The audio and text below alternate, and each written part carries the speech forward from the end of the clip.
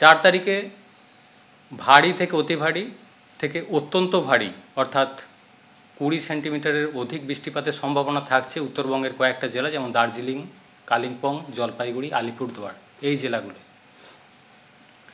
4 তারিখে ভারী থেকে অতি ভারী বৃষ্টির সম্ভাবনা থাকছে পার্শ্ববর্তী কোচবিহার, উত্তর দিনাজপুর এই জেলাগুলোয়। ভারী বৃষ্টির সম্ভাবনা রয়েছে মালদা, দক্ষিণ দিনাজপুর এই জেলাগুলিতে। 5 তারিখেও বৃষ্টিপাত উত্তরবঙ্গে বেশি থাকবে। 6 তারিখে বৃষ্টিপাত কিছুটা কমে যাবে।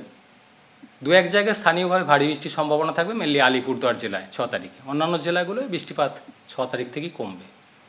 তারপর 7 তারিখ থেকে পরবর্তী কিছুদিন অনেকটাই বৃষ্টিপাত কমে যাবে, মেনলি হালকা বৃষ্টির সম্ভাবনা থাকবে।